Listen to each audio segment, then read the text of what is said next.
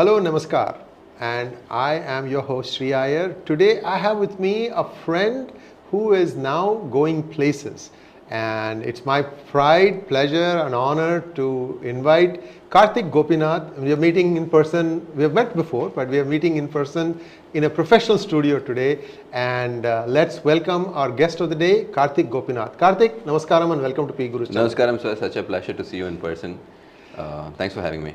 Karthik, much water has flown down the Kuam since the time we've been talking, and I was very happy that I could help in the Siruvachur case, and that still unfortunately it's winding its way through the courts. Let's leave that thing for the moment. We are talking here today. I want our viewers to understand the transition that has happened in Karthik Gopinath's life from somebody who was a very good, very effective YouTube blogger, very crisp communications, and now he has taken the plunge into politics. He has become a member of the BJP. Karthik, what has changed in your life, having now become a member of a party? To be honest, absolutely nothing. I've been doing the same thing in my own ways, outside the parameters drawn right now. But it's been lingering in my mind if I have to take the plunge, like you said. So it's not a thing that happened in a day. So I've been pondering about it for quite a long time. And I did talk to you about this. Oh yes, we have had conversations. We had conversations with important people who have been very good to me. So it took me nearly 1.5 years, 2 years to take the call. And then I had consulted with Sri Annamalai Avargal. And to be honest, he didn't persuade me. He asked me, why brother, why do you want to do this? You're doing a good job. Why do you want to take this plunge? It's not an easy job. And I said, and that's precisely why I want to do it. And yeah, so that's how it happened. I wish I had half the political maturity that you have today when I was your age, half. Because it's incredible. But viewers, a lot of the conversations that we have had one-on-one, I can't share on a platform. But you understand somebody's thought process, line of thinking, and I was amazed at how tuned Karthik is in terms of understanding, reading a situation, and the biggest compliment for all this, I don't have to tell you, the fact that the DMK government arrested him for doing something that's a perfectly legal job. Because there is a saying, right? Pambin kal pambariyum. That's for Tamil. What it means is only a snake knows where the other snake's legs are. So the DMK leadership understood the power that Karthik brings to the platform. And that's why they have been harassing him. That is going to take a backseat right now. We are going to talk about Karthik, the politician, the one who's just getting his first baby steps in. But Karthik, I am amazed to see that two people relatively of the same age, 37, 38, and they have taken the plunge into politics. One in America, he's a big dreamer, Vivek Ramaswamy. He wants to be the president of America, and one who is trying to, change the character of what essentially is a Vedic land, which is Tamil Nadu. I'm talking about Annamalai. Now, tell me a few things. I mean, I can draw a lot of parallels between the two. How does it look for you? I mean, for me, it's like, my goodness, suddenly we are seeing amazing young leadership coming through the ranks. Your thoughts on these two people? I was amazed too. To be honest, it's something like divinely ordained across the globe. There is a resurgence in both right-wing politics, and there is a space which is being occupied by young, energetic, youthful minds, which is a surprise. And to see the surge in the support for primaries, I didn't expect Vivek Ramaswamy to go this far, and he's doing a wonderful job. He's articulate, he's young, he's bold, and he speaks his mind. So this is something very new in American politics, where the shots are being called by the investors, by people, donors, if you say so. So he doesn't mind defying that, be it Ukraine, be it China, be it India, or be it his Hindu identity. Yes. He wants to openly carry it. So that's something new, and it's a breath of fresh air for many Americans. Not very sure if the conservatives will prefer him, although it's too early to say that. But that's something brilliant happening across the globe. You see Rishi Sunak in UK, you see him coming up the ranks. And similarly out here, you see a person, there are many parallels, as you said, can be drawn between Annamalai and Vivek Ramaswamy. But Shri Annamalai and Vivek Ramaswamy, the thing that strikes the most is both of them are new to the system. Yes. But both of them understand the system. He understands the constitution well, but he is not a part of the foreign policy. He wants to bring fresh ideas to the foreign policy. He understands the bureaucracy well, and he's not a part of the political system, doesn't come from a dynastic family, and supports Hindutva, which is all new to this land. So I think new is the need of the hour, and until people realize the importance of a change, there will not be change. And I'm glad to see people are seeing the change. Absolutely. See, this is very, very important. Vivek Ramaswamy in his life is in a good space. You know, he has done a couple of successful startups, and he's personally wealthy. He doesn't have to work another day. And then he said, okay, I'm going to try and do something about the system. This is where the contrast comes in. Annamalai, on the other hand, poor man, was living on his paycheck. And he has taken this plunge. He said that one trip to Mount Kailas defined for him what his future meant.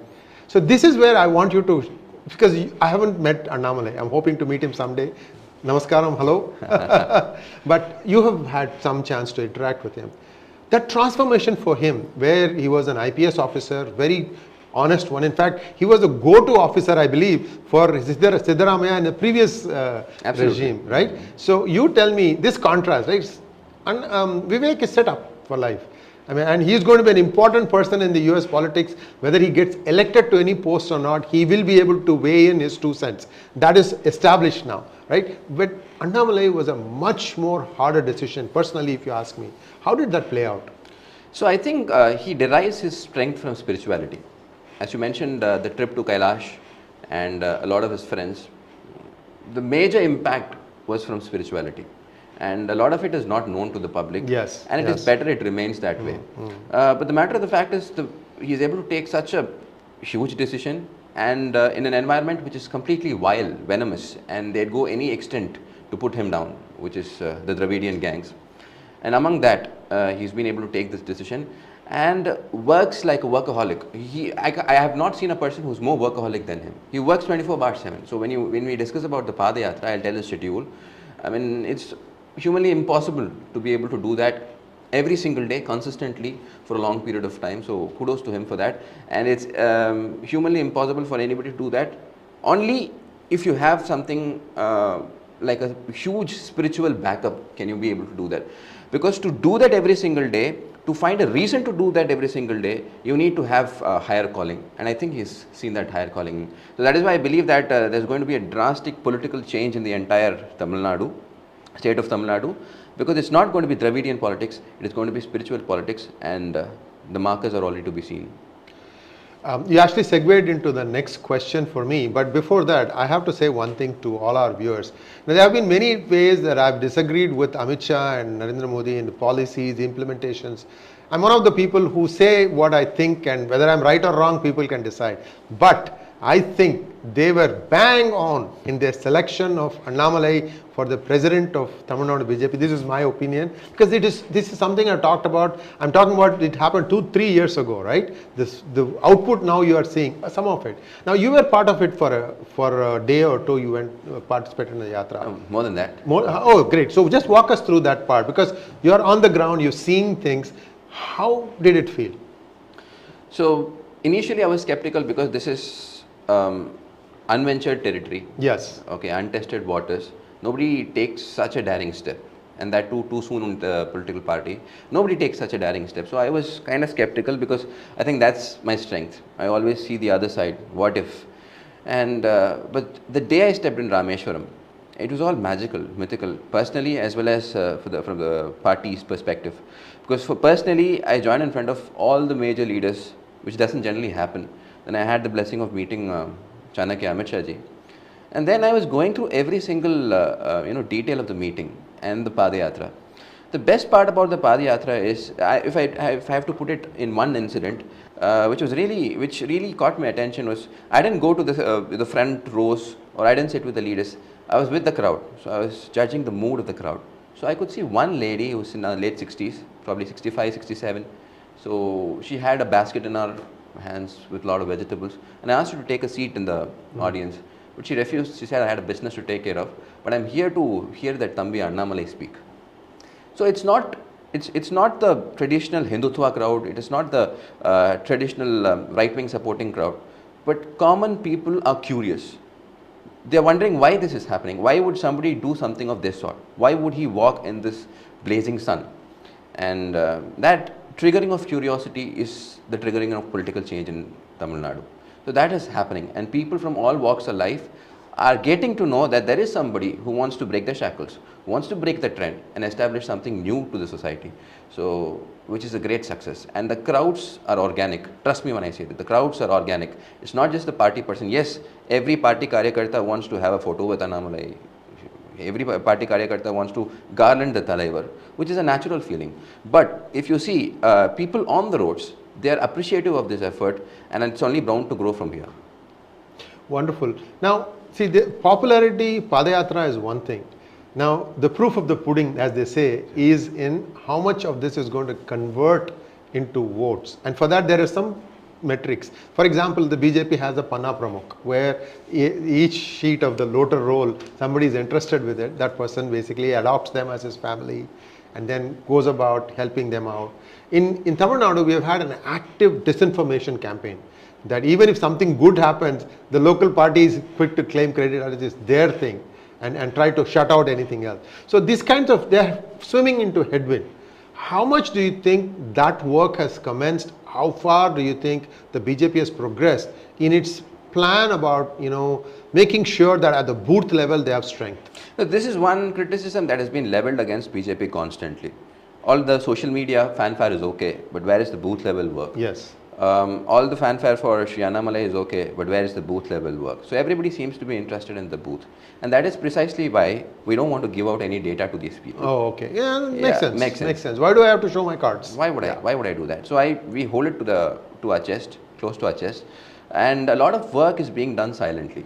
Because this work needs to be done silently. Of course. This work needs to be done silently. Without a doubt, yes. Yeah, and diligently. It is being planned, and Padayatra is a precursor to our approach to the people before 2024. We are setting the grounds so that next time we go to them, we tell them, listen, last time we came, these are the problems that you have, and these are the solutions that we've envisioned.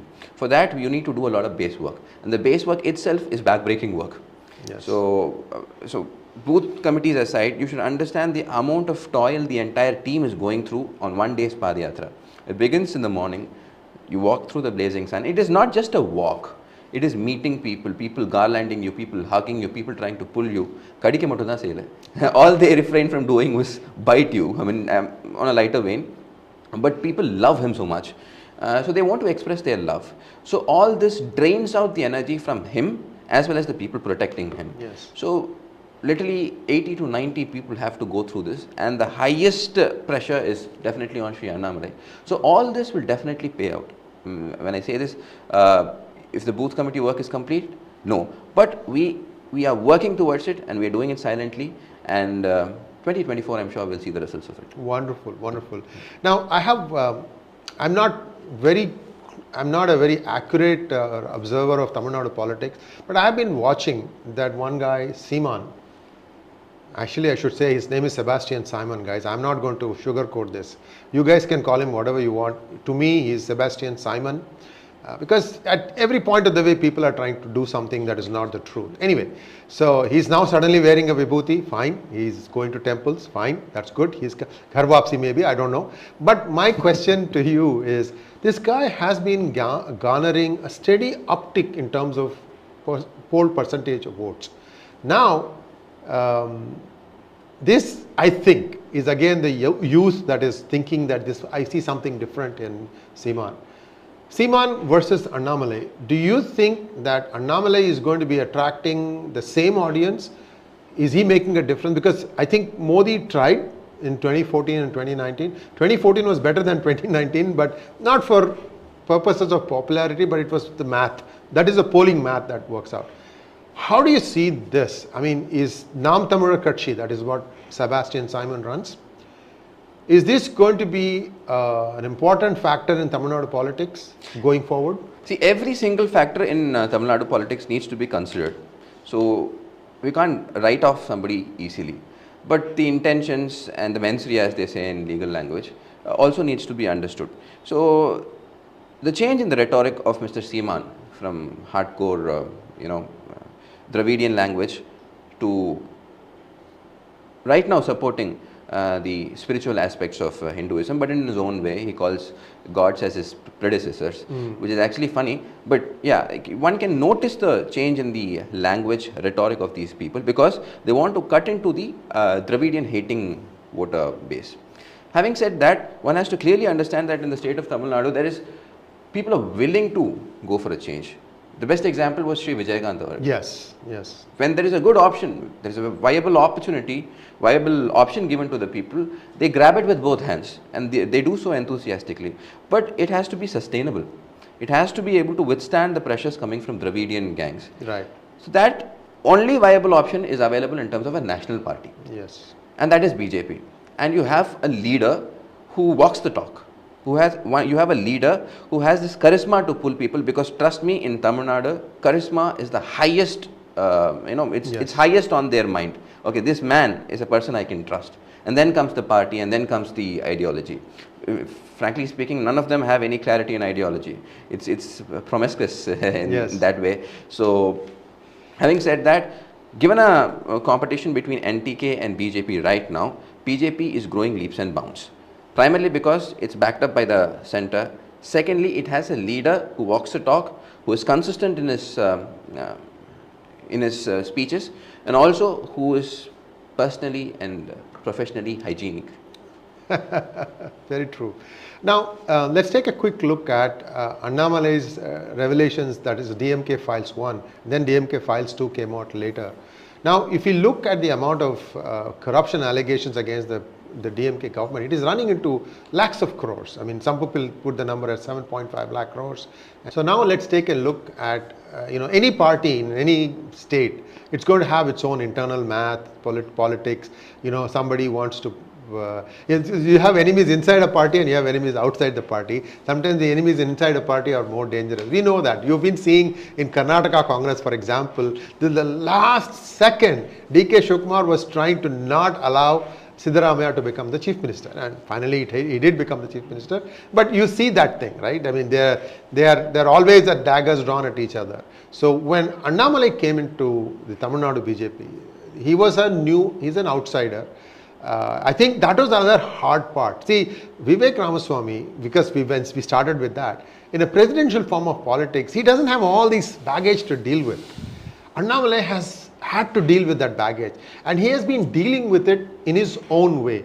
And I don't know how much, I can't tell you because I'm not so close and watching this.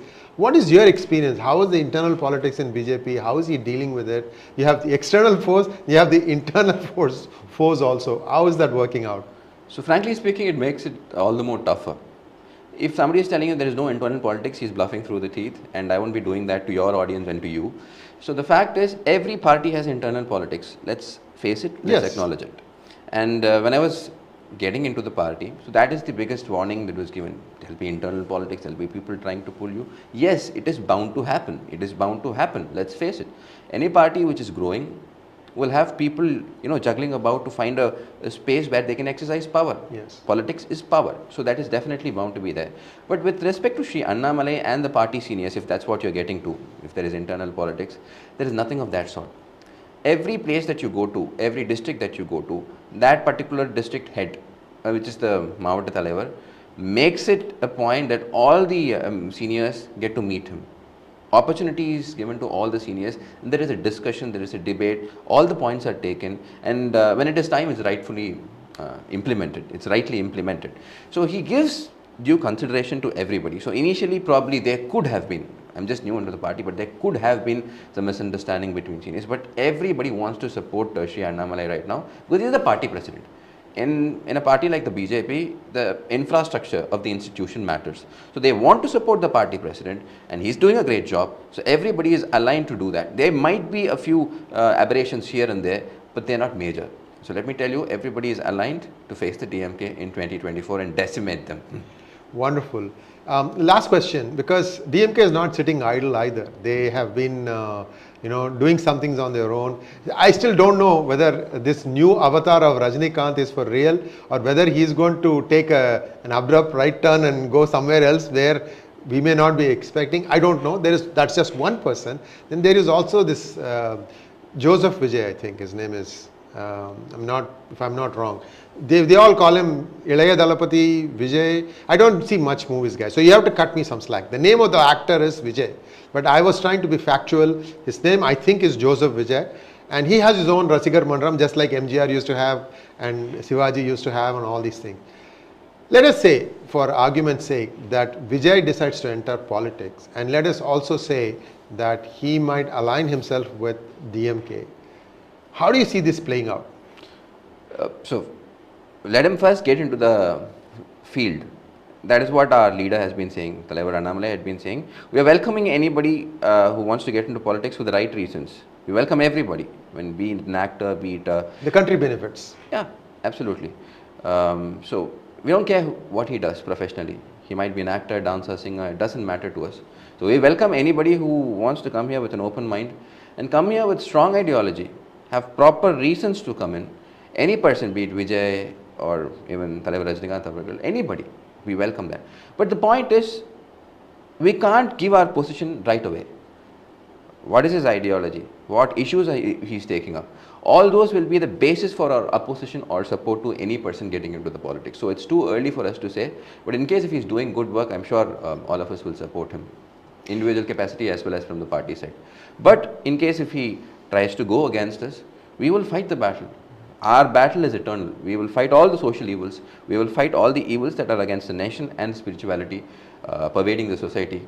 So, but primarily our battle is against, in Tamil Nadu, our battle is against the Dravidian forces and of course the Congress, which has no different identity in Tamil Nadu. It's pretty much aligned to the Dravidian gang, so much so that they don't support their leader here in Tamil Nadu. They support Stalin. So that is how ideologically bankrupt Congress is in Tamil Nadu. We started with Vivek Ramaswamy and we will probably segue back to that.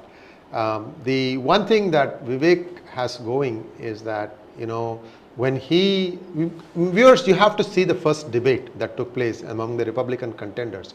If you look at that debate, right, in that everyone ganged up against this guy.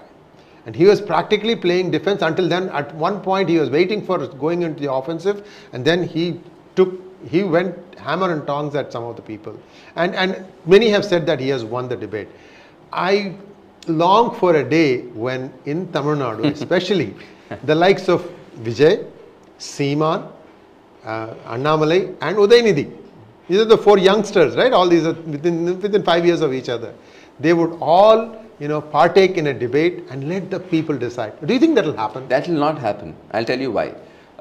It so happened that Shri Annamalai has been constantly throwing challenges to the minister, Shri Udayanidhi Stalin, who is the son of M.K. Stalin. We've been giving him challenges, open challenges, inviting him for a debate or even asking him to pass an examination. Since he asked the governor to resign and contest, we said, okay, you resign and then write an examination and try to clear it. Try to clear at least the prelims. He seems to run away from the questions thrown to him by the media. He doesn't have the guts to face the questions. In fact, he had a different strategy altogether initially.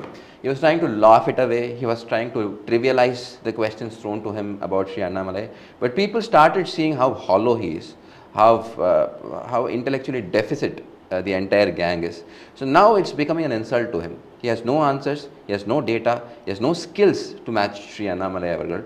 So that is the funny point, and also that is the sad point. The entire state, which is supposed to be the most intellectually developed state, out here the gems of spirituality, the gems of culture, the gems of knowledge that we had thousands of years back have been muddled by these gangs. These people have put a black curtain behind us and said, this is your history. Don't go beyond 60 years.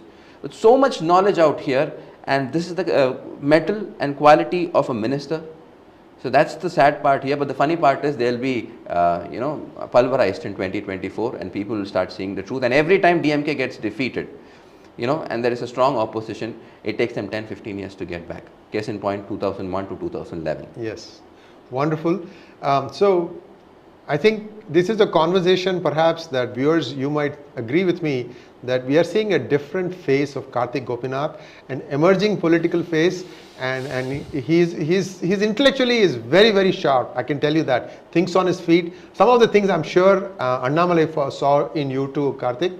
And all I can tell you is my blessings, and I hope to see you in a position of power, helping the people, because that wanting to help people, that's what, in my opinion, drove you to take up blogging and the Siruvachur case, and more power to you, bro. And viewers, let's all congratulate Karthik for taking the plunge, and we also wish him all the best in politics. Thank you so much. Namaskaram. Namaskaram, thank you so much. And before I take leave, I just want to have the closing comments with your permission. So this is one channel that has been disseminating information the way it has to be done. A number of things is not available in the mainstream. A number of perspectives, ideas not available in the mainstream.